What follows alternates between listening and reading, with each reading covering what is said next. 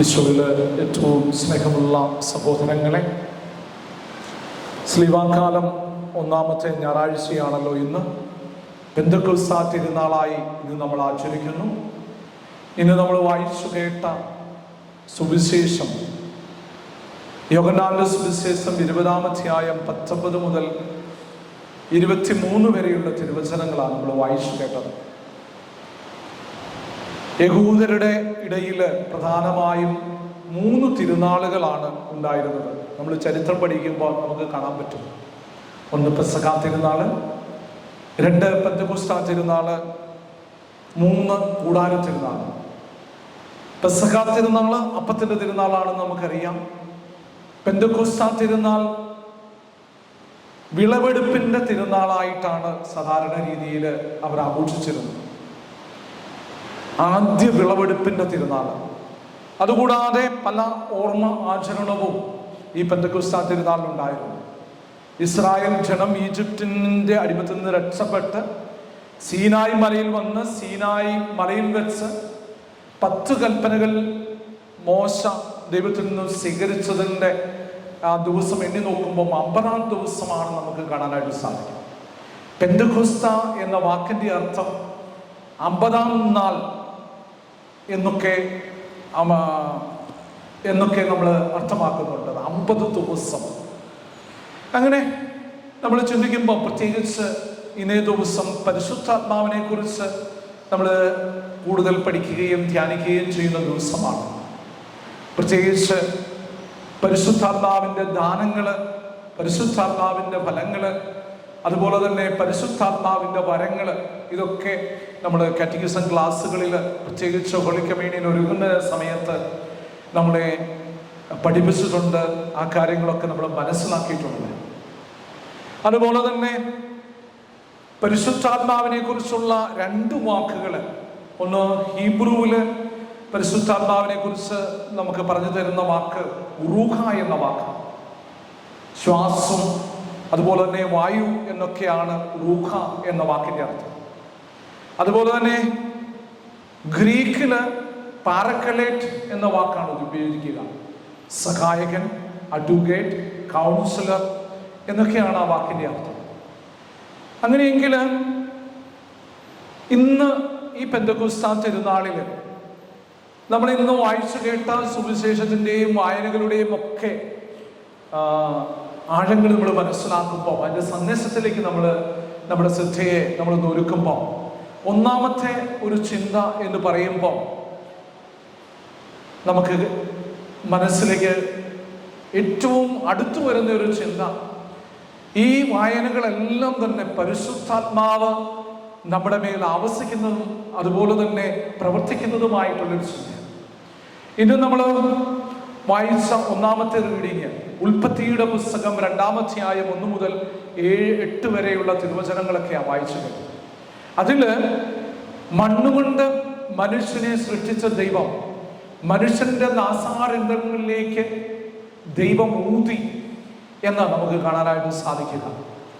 ആ ഊതുക എന്ന് പറഞ്ഞാൽ ദൈവത്തിന്റെ ശ്വാസം ഊതി എന്ന് പറയുമ്പോൾ പരിശുദ്ധാത്മാവിനെ കൊടുത്തു. ആ ഊതുക വഴി അവന് ജീവൻ ലഭിച്ചു എന്ന് നമുക്ക് കാണാനായിട്ട് സാധിക്കും. അതുപോലെ തന്നെ ഇന്ന് ജോബിന്റെ പുസ്തകത്തിലെ ഒരു റീഡിങ്ങില് ജോബ് പറയുന്ന ഇതാണ്, ദൈവത്തിന്റെ ആത്മാവ് എന്നിലേക്ക് വന്നപ്പം തീർച്ചയായിട്ടും എനിക്ക് ജീവൻ വെച്ചു എന്ന് ജോബ് വിളിച്ചു പറയുന്നുണ്ട് ജോബിന്റെ പുസ്തകത്തിൽ. അതുപോലെ തന്നെ ഇന്നത്തെ 3-ാമത്തെ റീഡിങ്ങിൽ ആക്ട്സ് ഓഫ് ദി അപ്പോസ്റ്റൽസ്, അതിൽ നമ്മൾ വായിച്ചു കേട്ട തിരുവചനങ്ങളില് നമുക്കറിയാം പരിശുദ്ധാത്മാവ് തീനാവുകളുടെ രൂപത്തിൽ പരിശുദ്ധ അമ്മയുടെ മേലും സ്ത്രീഹന്മാരുടെ മേലും എഴുന്നള്ളി വരുന്നത് നമുക്ക് കാണാനായിട്ട് സാധിക്കും. അതുപോലെ ഇന്ന് വായിച്ചു കേട്ട തിരുവചനങ്ങളിലാണെങ്കിൽ തന്നെ ആഴ്ചയുടെ ആദ്യ ദിവസം ശിഷ്യന്മാര് യഹൂദരെ ഭയന്ന് കഥകടച്ച് പേടിച്ചിരിക്കെ ഈശോ അവരുടെ മുമ്പിൽ വന്ന് അവർക്ക് സമാധാനം ആശംസിച്ചു, പീസ് ബി വിത്ത് യു. അത് കഴിഞ്ഞ് ഈശോയുടെ കരങ്ങൾ കാണിച്ചു, ആണി അല്ലെങ്കിൽ പാർശ്വം കാണിച്ചു.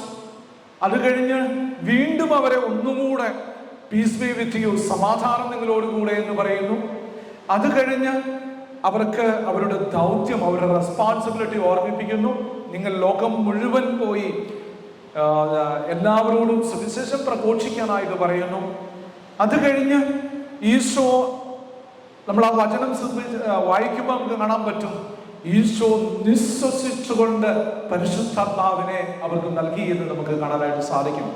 അത് കഴിഞ്ഞ് നിങ്ങൾ ആരുടെ പാപങ്ങൾ മോചിക്കുന്നുവോ അവ മോചിക്കപ്പെടും, നിങ്ങളുടെ ആരുടെ പാപങ്ങൾ ക്ഷമിക്കുന്നുവോ അല്ലെങ്കിൽ ബന്ധിക്കുന്നുവോ അത് ബന്ധിക്കപ്പെട്ടിരിക്കും എന്ന് ഈശോ പറയുന്നു. ഇതൊക്കെയാണ് ഇന്നത്തെ സുവിശേഷത്തിൽ നമുക്ക് കാണാനായിട്ട് സാധിക്കുക. അതുപോലെ തന്നെ ആ ജീവന്റെ ശക്തിയെക്കുറിച്ച് നമുക്കിത് പറഞ്ഞു തരുന്ന ഏറ്റവും മനോഹരമായ ഒരു ചിത്രം.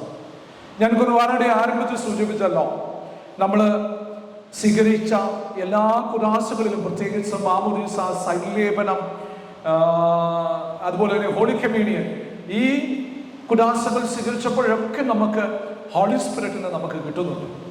ഹോളി സ്പിരിറ്റ് നമുക്ക് കിട്ടിക്കഴിയുമ്പോൾ തീർച്ചയായിട്ടും നമ്മളിൽ ജീവനുണ്ട്. ജീവനുള്ള അവസ്ഥയിലെ ഹോളി സ്പിരിറ്റിന് ജീവിക്കാനായിട്ട് സാധിക്കൂ എന്ന് നമുക്ക് കാണാനായിട്ട് സാധിക്കും. ഇന്ന് ഈ പെന്തക്കോസ്ത് തിരുനാളിൽ ഇത് ഈ പള്ളിയിൽ വന്നിട്ടുള്ള നമ്മൾ എല്ലാവരും പ്രാർത്ഥിക്കേണ്ടത്, എൻ്റെ ഉള്ളിൽ ജീവനുള്ള ഹോളി സ്പിരിറ്റ് ഉണ്ട്. ആ ഹോളി സ്പിരിറ്റ് ഒരു ജീവന്റെ ശക്തിയായി മാറണം. നമുക്കറിയാം, വെക്കേഷൻ ഒക്കെ തീരാറായി. നമുക്കറിയാം, സ്കൂളുകളൊക്കെ റീഓപ്പൺ ചെയ്തു, റിസൾട്ടുകൾ അറിഞ്ഞു തുടങ്ങി. അതുപോലെ തന്നെ ഒരു പുതിയ ഒരു ചിന്തയും പ്രത്യാശയും പ്രതീക്ഷയും ഒക്കെ ആയിട്ടിരിക്കുന്ന ഈ അവസരത്തിൽ പെന്തക്കോസ്ത് തിരുനാളിൽ നമ്മൾ പ്രാർത്ഥിക്കേണ്ട ഒരു കാര്യം, എൻ്റെ തീഷ്ണത അല്പം കൂടി കൂട്ടാൻ. പ്രത്യേകിച്ച് ഫെയ്ത്തിൽ ഏതെങ്കിലും രീതിയിലുള്ള ഡീവിയേഷൻ വന്നിട്ടുണ്ടെങ്കിൽ ആ ഡീവിയേഷൻ മാറ്റി വിശ്വാസത്തിൽ ആഴപ്പെടാനായിട്ടുള്ള വലിയ കൃപയ്ക്ക് വേണ്ടി പ്രത്യേകം പ്രാർത്ഥിക്കണം. നമുക്കറിയാം, നമ്മൾ ഓരോരുത്തരും ഡിഫറൻ്റ് ആയിട്ടുള്ള ജോലിയാണ് നമ്മൾ ഓരോരുത്തരും ചെയ്യുക. ആ ജോലി ചെയ്യുമ്പോൾ നമുക്കറിയാം, ഇന്ന് ഹോളി സ്പിരിറ്റ് വന്നു കഴിയുമ്പം നമ്മുടെ ജീവിതത്തിൽ നമ്മൾ ശക്തി പ്രാപിക്കുമെന്നൊക്കെ പറയുന്നു. അപ്പോൾ പ്രത്യേകിച്ച് ഒരു കാര്യം നമ്മൾ മനസ്സിലാക്കേണ്ട ഒരു കാര്യമാണ്, ഈ പരിശുദ്ധാത്മാവിനെ സ്വീകരിച്ച ജീവന്റെ ശക്തി സ്വീകരിച്ച് പത്രോസ് ശ്ലീഹായുടെ ആദ്യത്തെ പ്രസംഗത്തെ കുറിച്ച് ബൈബിളിൽ നമ്മൾ കേൾക്കുന്നു. പത്രോസ് ശ്ലീഹ ആദ്യം പ്രസംഗിച്ചു കഴിഞ്ഞപ്പം അവിടെ കൂടിയിരുന്ന ആളുകളുടെ എണ്ണവും രാജ്യവും ഒക്കെയാണ് ആക്ട്സ് ഓഫ് ദി അപ്പോസ്റ്റൽസ് നമുക്ക് കാണാനായിരുന്നു വായിച്ചു കേട്ടത്. ഒത്തിരി ആളുകൾ വിവിധ രാജ്യങ്ങളിൽ നിന്ന് വന്നിട്ടുള്ളവര്, വിവിധ ഭാഷകൾ സംസാരിക്കുന്നവര്. പക്ഷേ പത്രോസ് ശ്ലീഹ ഹീബ്രു ഭാഷയിലാണ് പ്രസംഗിച്ചത്. എങ്കിൽ തന്നെ അവിടെ കൂടിയിരുന്ന വിവിധ രാജ്യങ്ങളിൽ നിന്ന് വന്നവരും ഭാഷകൾ സംസാരിക്കുന്നവരും അവരുടെ മാതൃഭാഷയിൽ പത്രോസ് ശ്ലീഹായുടെ പ്രസംഗം കേട്ടു മാനസാന്തരപ്പെട്ടു എന്ന് നമുക്ക് കാണാനായിട്ട് സാധിക്കുക. ഇന്ന് ഒരു ആത്മപരിശോധനയ്ക്ക് ഇന്നത്തെ ഈ പെന്തക്കോസ്ത് തിരുനാളിൽ ഏറ്റവും വലിയൊരു ചിന്ത ഇവിടെ നമുക്ക് തരുന്നുണ്ട്. മീഡിയ അല്ലെങ്കിൽ മീഡിയം ഓഫ് കമ്മ്യൂണിക്കേഷൻ എന്നുള്ളൊരു കാര്യം ഇന്നൊന്ന് ചിന്തിച്ചു നോക്കിയേ. ഇന്ന് നമ്മൾ ഈ പെന്തക്കോസ്ത് തിരുനാളിൽ ഇന്ന് രാവിലെ എഴുന്നേറ്റ ആ സമയം മുതൽ നമ്മുടെ വീട്ടിൽ സംഭവിച്ച കാര്യം, ജോലി ചെയ്ത സംഭവം അല്ലെങ്കിൽ പോയിട്ടുണ്ടെങ്കിൽ അവിടെ സംഭവിച്ച കാര്യം, ഫ്രണ്ട്സിന്റെ ഇടയിൽ ആയിരുന്ന സമയത്ത് നമുക്ക് ഏതെങ്കിലും രീതിയിൽ നെഗറ്റീവ് എനർജി വന്നിട്ടുള്ളൊരു കാര്യം, അവർക്ക് പപ്പയ്ക്കും മമ്മിക്കും മനസ്സിലാകുന്ന അതേ ഭാഷയിൽ തന്നെയാണ് ഞാൻ റെസ്പോൺസ് ചെയ്തെങ്കിലും അവർക്ക് ഇന്ന് വേദനിച്ചൊരു സാഹചര്യം. അതുപോലെ തന്നെ എൻ്റെ മക്കളോട് ഏതെങ്കിലും രീതിയിൽ കമ്മ്യൂണിക്കേഷൻ നടത്തി കഴിഞ്ഞപ്പോൾ അവർക്ക് മനസ്സിലാകുന്ന ഭാഷ തന്നെയാണ് ഞാൻ പറഞ്ഞെങ്കിലും അവർക്ക് മനസ്സിലാക്കാൻ പറ്റുന്നില്ലാത്തൊരു കാര്യം. ഹസ്ബൻഡ് വൈഫ് റിലേഷനിലാണെങ്കിലും തന്നെ ഇന്ന് ഏതെങ്കിലും നെഗറ്റീവ് എനർജിയായി വീട്ടിൽ ഏതെങ്കിലും രീതിയിൽ അസ്വസ്ഥതകൾ വന്ന് നിറഞ്ഞ് ആ ഒരു വിഷമവുമായിട്ടാണ് ഈ പള്ളിയിലേക്ക് വന്നിട്ടുണ്ടെങ്കിൽ പ്രത്യേകിച്ച് കാണാനായിട്ട് സാധിക്കുന്ന ഒരു ഏറ്റവും വലിയൊരു സത്യമാണ്, എൻ്റെ ഉള്ളിൽ ജീവനുള്ള പരിശുദ്ധാത്മാവുണ്ട്. ആ ജീവനുള്ള പരിശുദ്ധാത്മാവിന്റെ തീഷ്ണത കുറഞ്ഞുപോയ അനുഭവത്തിലാണ് ഞാൻ പറയുന്ന ഭാഷ എൻ്റെ പ്രിയപ്പെട്ടവർക്ക് മനസ്സിലാകാത്തത് എന്നുള്ളൊരു വലിയ ചിന്തയാണത്. അതുകൊണ്ട് രണ്ടാമത്തെ സന്ദേശത്തിലും നമുക്ക് തരുന്ന ഏറ്റവും മനോഹരമായ ഒരു ചിത്രം, ജീവന്റെ ശക്തിയിൽ അല്പം കൂടി ആഴപ്പെടാൻ, തീഷ്ണമതികളാക്കാൻ പരിശുദ്ധാത്മാവിനെ നമ്മുടെ ഉള്ളിലേക്ക് ക്ഷണിക്കാനാ ഈ പെന്തക്കോസ്ത് തിരുനാൾ നമ്മളോട് ആവശ്യപ്പെടുക. അതുപോലെ തന്നെ പരിശുദ്ധാത്മാവിന്റെ പ്രതീകങ്ങളെ കുറിച്ച് ബൈബിളിൽ നമുക്ക് കാണാനായിട്ട് സാധിക്കും. നമുക്കറിയാം, വിൻഡ് വായു, അതുപോലെ തന്നെ അഗ്നി ഫയർ, പിന്നെ ഭൂമി എർത്ത്, അതുപോലെ തന്നെ സ്കൈ ആകാശം, ഇങ്ങനെ പല രീതിയിൽ പരിശുദ്ധാത്മാവിന്റെ പ്രതീകങ്ങളെ കുറിച്ചും ഒക്കെ നമുക്ക് കാണാനായിട്ട് സാധിക്കും. അതുപോലെ തന്നെ പഞ്ചഭൂതങ്ങളായിട്ടും ഈ കാര്യങ്ങൾ നമ്മൾ വായിക്കുന്നുണ്ട്. മലയാളത്തിൽ പഞ്ചഭൂതം എന്ന് പറയുമ്പം നമ്മളത് മനസ്സിലാക്കിയ കാര്യങ്ങളാണ്. അതിൽ പ്രത്യേകിച്ച് ഈ പഞ്ചഭൂതങ്ങളെ കുറിച്ചൊക്കെ പഠിക്കുമ്പോൾ, പ്രത്യേകിച്ച് അഗ്നി, ഫയറിനെ കുറിച്ചൊക്കെ പഠിക്കുമ്പോൾ, ഈ പഞ്ചഭൂതങ്ങളിൽ ഈ അഗ്നിക്ക് മാത്രം ഒരു പ്രത്യേക ഒരു സ്പെഷ്യാലിറ്റി. കാരണം ബാക്കിയുള്ള പഞ്ചഭൂതങ്ങളെ കുറിച്ചൊക്കെ നമ്മൾ പഠിക്കുമ്പോൾ നമുക്ക് കാണാൻ പറ്റുന്ന ഒരു കാര്യം, ബാക്കിയുള്ളതെല്ലാം മറ്റുള്ളവരെ ശുദ്ധീകരിക്കുന്നു, നേരായ വഴിക്ക് അല്ലെങ്കിൽ വിശുദ്ധീകരിക്കുന്നു, നല്ല വഴിക്ക് നയിക്കുന്നതായിട്ട് നമുക്ക് കാണാൻ പറ്റും. പക്ഷേ അഗ്നി മാത്രം, അഗ്നിയുടെ ഒരു പ്രത്യേകത, അത് സ്വയം വിശുദ്ധീകരിക്കുന്നു, മറ്റുള്ളവരെ നന്മയിലേക്ക് നയിക്കുന്നു എന്ന് ഒരു പോസിറ്റിവിറ്റി കാണാം. അതുകൊണ്ട് തന്നെ പ്രത്യേകിച്ച് നമ്മളൊക്കെ കേട്ടിട്ടുണ്ടല്ലോ, അഗ്നിശുദ്ധി വരുത്തുക എന്ന്. ആ അഗ്നിശുദ്ധി വരുത്തുക എന്നതിൻ്റെ വേറൊരു പേരായി പെന്തക്കോസ്ത് തിരുനാളിൽ നമുക്ക് മനസ്സിലാക്കിയെടുക്കാൻ പറ്റും. കാരണം നമുക്കറിയാം, വേറൊരു ഉദാഹരണം പറഞ്ഞു കഴിഞ്ഞാൽ, പ്രത്യേകിച്ച് നമ്മുടെ കുഞ്ഞുങ്ങൾ, നല്ല കുഞ്ഞുങ്ങൾ നന്നായിട്ട് പഠിക്കുന്നു, നല്ല സ്വഭാവമുള്ള ഒരു കുഞ്ഞ്, അവർ സ്കൂളിൽ പഠിക്കുമ്പോൾ ഒരു ചീത്ത സ്വഭാവമുള്ള ഒരു കുഞ്ഞിനെ സ്വാധീനിച്ച് അവന്റെ ആ നെഗറ്റിവിറ്റി ഒക്കെ മാറ്റി നന്മയിലേക്ക് നയിക്കുന്നതായ ഒരു സാഹചര്യം ഉണ്ടാകുന്ന ഒരു അവസ്ഥ. അതേ അനുഭവം തന്നെയാണ് ഈ പെന്തക്കോസ്ത് തിരുനാളിൽ നമ്മളിലും ഉണ്ടാകേണ്ടത്. അതുകൊണ്ട് ഈ പെന്തക്കോസ്ത് തിരുനാളിന് നമ്മുടെ ഉള്ളിലുള്ള ജീവനെ ജീവന്റെ ശക്തിയായി മാറ്റി അല്പം കൂടെ തീഷ്ണതയിൽ നമ്മൾ മാത്രം രക്ഷപ്പെട്ടാൽ പോരാ, ഞാൻ സ്വയം വിശുദ്ധീകരിച്ച് മറ്റുള്ളവരെ കൂടെ വിശുദ്ധീകരിക്കാൻ, ഒരു അഗ്നി സാക്ഷിയായി മാറാൻ, അഗ്നിശുദ്ധി വരുത്താൻ ഇന്നത്തെ ഈ പെന്തക്കോസ്ത് അനുഭവം നമ്മളെ സ്വന്തമാക്കട്ടെ. നമുക്ക് ആത്മാർത്ഥമായിട്ട് പ്രാർത്ഥിക്കാം. സാധിക്കുമെങ്കിൽ നമ്മൾ ഇരുന്നുകൊണ്ട് തന്നെ നമ്മുടെ കണ്ണുകളൊന്ന് അടയ്ക്കുക.